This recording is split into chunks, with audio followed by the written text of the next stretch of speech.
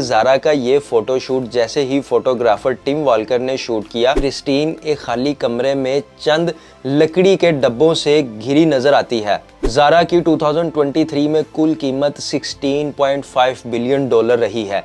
ये पूरी कैंपेन जुलाई में शुरू हुई और सितंबर में ही एटलायर कलेक्शन के शूट के नाम से ऑलरेडी शूट हो चुकी थी। इसके रिलीज के बाद बायकॉट ज़ारा का ट्रेंड एक्स पर टॉप पर जा चुका था।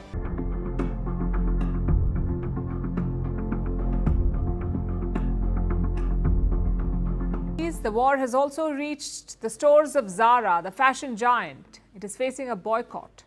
It started with an ad campaign. It showed a model with mannequins covered in white plastic. The images looked eerily similar to those emerging from Gaza.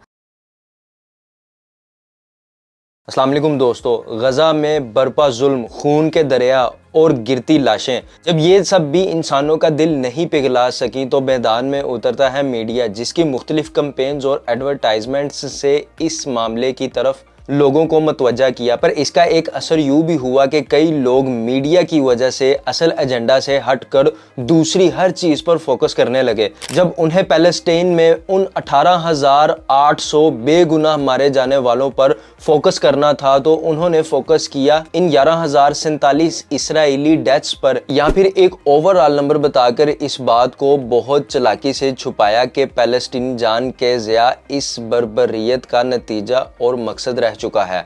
इसकी जीती जागती मिसाल है ना सिर्फ सोशल मीडिया बल्कि क्लोथिंग ब्रांड और फूड फ्रेंचाइजीज।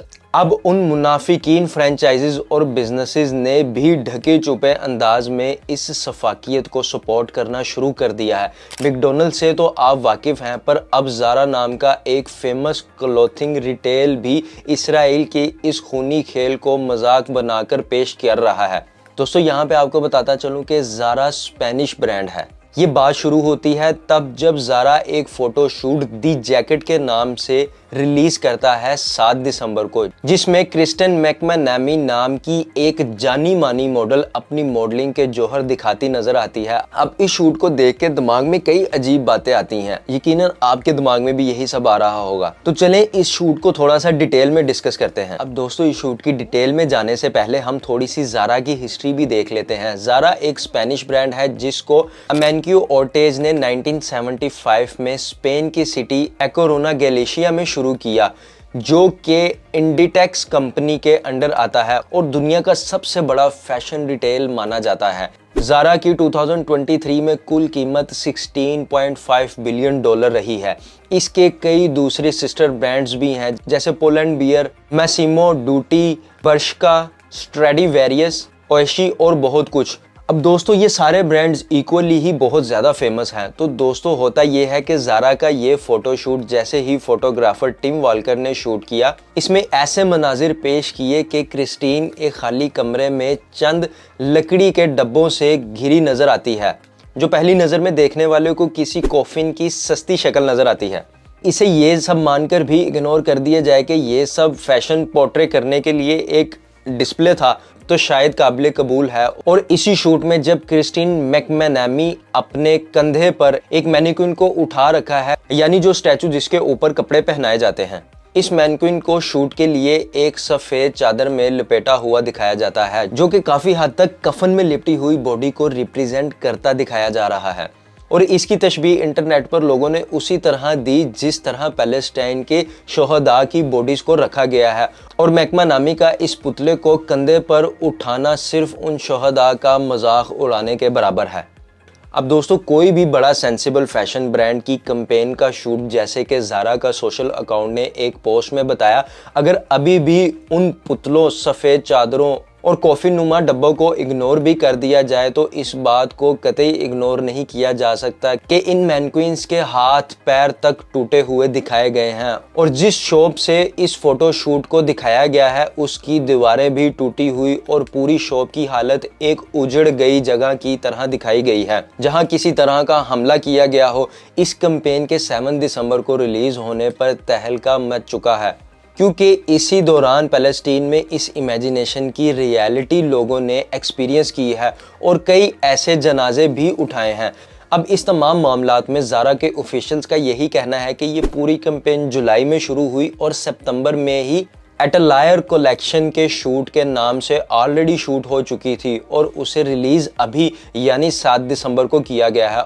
और ये किसी भी गलत तरफ पॉइंट नहीं कर रही, बल्कि पुराने ज़माने में टेलरिंग के तरीकों को आर्ट के ज़रिए उभारने का एक तरीका है। इस फोटोशूट को अक्टूबर 7 से बहुत पहले शूट किया गया था, तो इसे किसी भी चीज़ से कोई ताल्लुक नहीं है। इसके रिलीज़ के बाद बायकॉट ज़ारा का ट्रेंड एक्स पर टॉप पर जा चुका था, जबकि मॉन्ट्रियल और कनाडा में ज़ारा की आउटलेट्स पर स्प्रे पेंट से पैलेस्टीन के सपोर्ट में नारे भी लिखे गए हैं।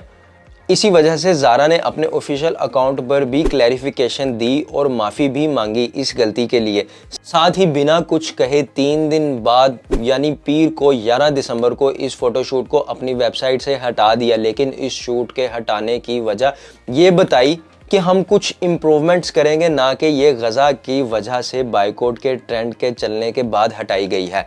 लेकिन क्या ये इतनी ही ठीक और सीधी गलती थी? मुझे नहीं लगती दोस्तों। ज़ारा दुनिया का क्लोथिंग जाइंट माना जाता है। वो ऐसी प्रमोशंस और कैंपेन्स इंतहाई काबिल मीडिया की टीम की मदद से रन करते हैं, जो कि महीनों पहले अपने हालात और कंपेटिटर्स को मद्देनज़र रखकर क्लोथिंग लाइन से रिलेटेड फैशन को रिलीज़ करते हैं। एक पूरा प्रोटोकॉल, पूरा प्रॉपर चैनल और पूरी चेकलिस्ट फॉलो होती है, उसके बाद जाकर कोई भी सोशल मीडिया ट्रेंड बनाया जाता है। और शायद इस बार ये प्रोटोकॉल्स फॉलो नहीं किए गए, या यूँ कह ले कि आपको सच में ऐसा लगता है कि इस तरह की कैंपेन अभी ही रिलीज होनी थी, एक इत्तेफाक था और ये महज सिर्फ उनकी एक मासूमाना गलती थी।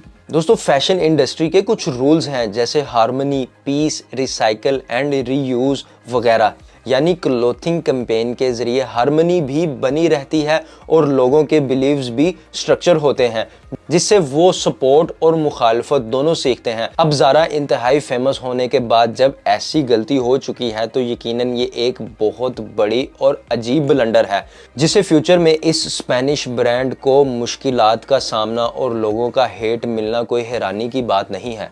इवन पाकिस्तान में आप देखें, कोई छोटे से छोटा ब्रांड भी अगर अपनी सोशल मीडिया कैंपेन लॉन्च करता है, तो वो बहुत ज़्यादा सोच समझ के पूरी एक टीम बिठा के उसके बाद कैंपेन लॉन्च करता है। अब यकीनन ज़ारा की जो भी सोशल मीडिया मार्केट टीम होगी, वो लाखों करोड़ों डॉलर्स में पे कर रहे होंगे उनको। उसके बावजूद वो एक ऐसी गलती कर जाएं कि दुनिया का सबसे बड़ा और सबसे नाजुक कॉन्फ्लिक्ट चल रहा हो और उसी से रिलेटेड वो उस कॉन्फ्लिक्ट का मजाक उड़ाएं। यहाँ सिर्फ आप इन लोगों की मुनाफकत का अंदाज़ा लगा सकते हैं। दोस्तों, चैनल को सब्सक्राइब करें और मुझे कमेंट सेक्शन में अपनी राय का इजहार ज़रूर करें। मिलते हैं इसी तरह की नेक्स्ट इन्फॉर्मेटिव वीडियो के साथ। अपना ख्याल रखें। अल्लाह हाफिज़।